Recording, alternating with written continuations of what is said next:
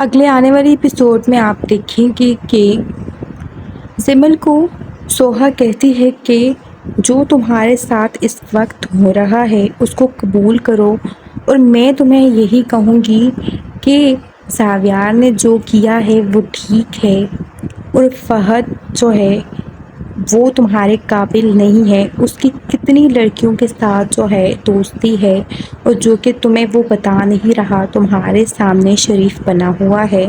اور یہ سب جو ہے اب مجھے لگ رہا ہے کہ سچ ہے، اور اس سے جو ہے کبھی بھی منہ نہیں پھیر سکتے اس بات سے کہ وہ صرف تمہارے ساتھ ہی لویل تھا، بلکہ میں تمہیں بتاتی ہوں کہ وہ کئی اور لڑکیوں کے ساتھ بھی یہ سب کر چکا ہے، اور اس لیے تمہارے بچانا ہمارا فرض بنتا ہے، کیونکہ تم ہمارے لیے بہت خاص ہو۔ جس پر زمل کہتی ہے کہ نہیں سوہا، ایسی بات نہیں ہے، فہد کی آنکھوں میں صرف میں نے اپنے لیے محبت دیکھی ہے، وہ دوسری لڑکیوں کو دیکھتا تک بھی نہیں ہے، حالانکہ میں نے ہاں بھی بائی کو کرتی ہے، پر پھر بھی وہ کتنا کان بھر رہے ہیں تمہارے بھی۔ جس پر سوہا کہتی ہے کہ ایسی بات بالکل بھی نہیں ہے، تم کیوں غلط سمجھ رہی ہو، وہ تمہارا خیر خواہ ہے، تمہارے تو وہ کبھی دکھ تکلیف میں نہیں دیکھ سکتا، پھر تم کیوں ایسا سوچ رہی ہو، کیوں نہیں سمجھ رہی کہ وہ جو ہے بالکل بھی ایسا نہیں کرنا چاہتا۔ لیکن فہد کی اصلیت تو جانتے بوجھتے تو انسان کچھ نہیں کر سکتا نا، اور اس کی اصلیت یہی ہے کہ وہ جو ہے تمہیں بھی چھوڑ دیتا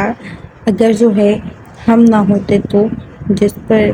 زمل پریشان سی ہو جاتی ہے، اور وہ فہد کو کہتی ہے فون کر کے کہ تم جانتے ہو میرے بھائی کو پہلے سے، کیا تمہارے اور بھی لڑکیوں کے ساتھ تعلقات رہے ہیں ماضی میں؟ دیکھو مجھے سچ سچ بتا دو، تم آخرکار ہو کون اور کیسے میری زندگی میں آئے ہو؟ کہیں کوئی منصوبہ لے کر تو نہیں آئے تم؟ مجھے شک ہو رہا ہے، پتہ نہیں ایسا کیوں لگ رہا ہے کہ تم مجھ سے کچھ بدلہ لینے کے لیے میری زندگی میں شامل ہوئے ہو،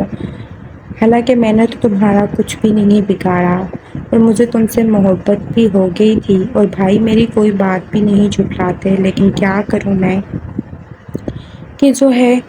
اب مجھے یہ سب بھولنا پڑ رہا ہے۔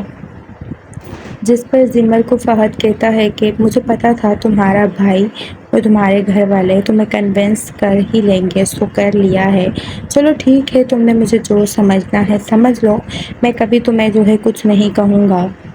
کیونکہ